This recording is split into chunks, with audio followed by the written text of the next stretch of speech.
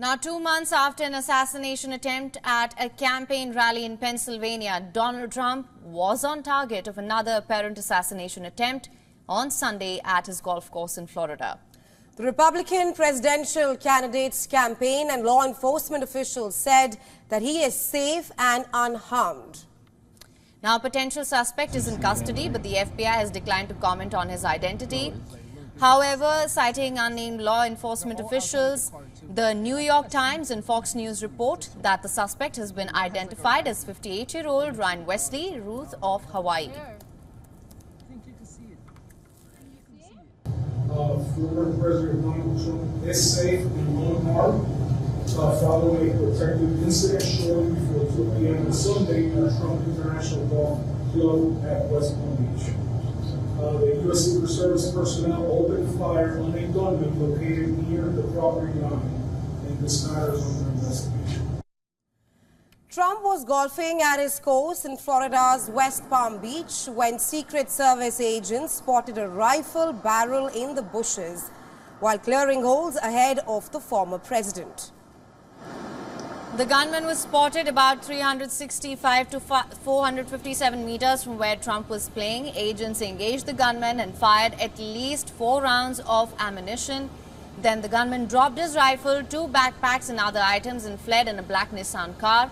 As per officials, a witness saw the gunman and managed to take photos of his car and the license plate. Authorities then sent out an alert to statewide agencies with the information on the vehicle and tracked it down, apprehending the suspect. Fortunately, we were able to locate a witness that came to us and said, hey, I saw the guy running out of the bushes. He jumped into a black Nissan, and I took a picture of the vehicle and the tag, which was great. So we had that information. Our real-time crime center put it out to the license plate readers. And we were able to get a hit on that vehicle on I-95 as it was headed into Martin County. We got a hold of Martin County Sheriff's Office, alerted them, and they spotted the vehicle and pulled it over and detained the guy. Law enforcement showed pictures of an AK-47 rifle, 2 backpacks and a GoPro camera recovered from where the gunman was pointing the rifle at the former U.S. president. Trump was safely escorted from the coast to his nearby Mar-a-Lago residence. And Trump said in a website fundraising message, I'm quoting here, "Fear not, I'm safe and well, and no one was hurt, thank God." Trump campaign credited the Secret Service with keeping the former president safe. The White House said that the U.S. President Joe Biden and Vice President Kamala Harris are relieved to know that Trump is safe currently. U.S. Vice President Kamala Harris said that violence has no place in America.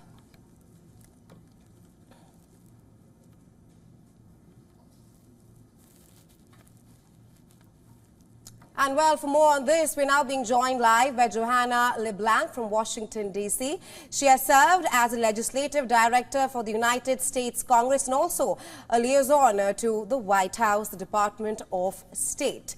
Welcome to World DNA, Johanna. I want to first start by asking that how do you assess the second assassination attempt on former U.S. President Donald Trump, which comes just weeks ahead of the U.S. Presidential polls? Trump, just a short while ago, on his fundraising website, said that he will not surrender. How do you assess this impacting his campaign moving forward? First, I think that America's democracy is being tested right now. It's being tested in a way that it has never been tested before. We are indeed living in unprecedented times right now. But what I think the second attempted assassination exposed are a number of things. One, it exposes that both candidates need heightened security.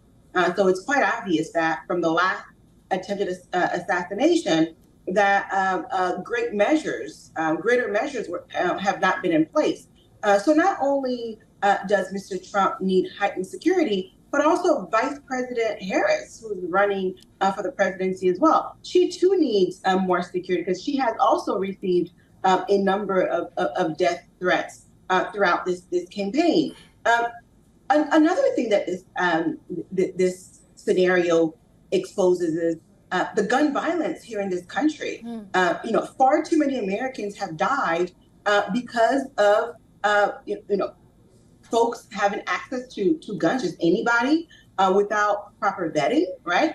And it also exposes a mental health crisis, right?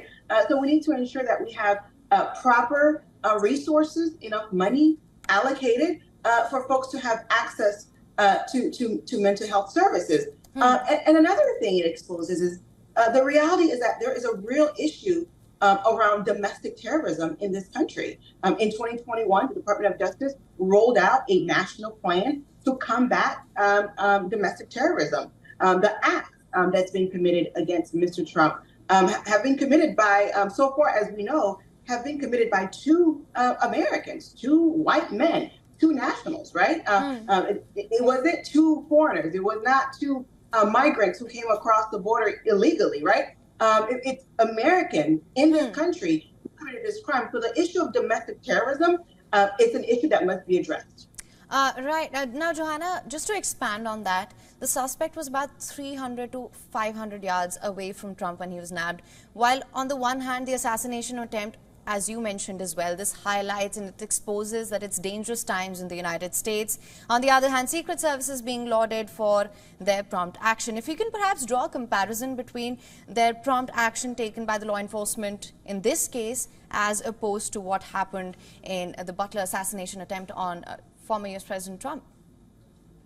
I think that it's great that they took prompt actions, but the reality is that America is a first world country, one. And secondly, America is a superpower, a nation that every other country around the world is looking to when it comes to issues around elections, when it comes to security matters. But yet we've had two failures on our own soil, right? And those were, close calls. So I think that the United States Secret Service and all of the agencies that are responsible for providing Mr. Trump with security, there needs to be a serious conversation, and perhaps there needs to be additional funding to ensure that this does not happen. Because from an international perspective, this does not look good for the American brand. Because the rest of the world is asking, what is happening? It creates a level of political instability that I don't think the United States government wants that to be the image around the world. Right, Johanna, while the U.S. is in dangerous times currently, that's also what the Secret Service chief said during that briefing. Let's shift our focus to the suspect who is in custody. He has not made any statement yet, but the officials nabbed him with 2 backpacks of ceramic plates and a GoPro camera. How do you see these elements? Do you think that it signals an elevated level of sophistication by the shooter? It doesn't sound like there was a level of sophistication, and obviously, we're still getting information, right? We don't have all of the facts yet. This is relatively new, but I think as we learn more and more, we will be able to make a better determination if this man was indeed a very sophisticated shooter, or if he was just some random guy with a passion or mental health crisis who committed this act. But another thing that I think is important to note here is that I am a big advocate for gun control, right? Because I do believe that everyone having access to guns is not going to make our country safer. Too many people have died in this country because of gun violence. But another thing I think that's important to talk about is that laws enough are not sufficient to change the gun violence issues that we have in this country. What we also must do is Americans all across America and people all across the world should do this exercise. We must sit in our dinner, while we're having dinner with our families, and ask ourselves, why do we hold hatred certain other groups? Why do we view people the way that we view them, right? Because laws, yes, laws are great because it's a piece of tool that you can take in front of a body of a judge and get redress after you have been harmed. But at the end of the day, we cannot legislate the hearts of men. So Right. everybody needs to look at their hearts and ask ourselves, why do we view certain groups of people the way that we do? All right, well, Johanna, thank you so much for joining us on World DNA with your insights on this. It's a pleasure to have you with us. Thank you so much.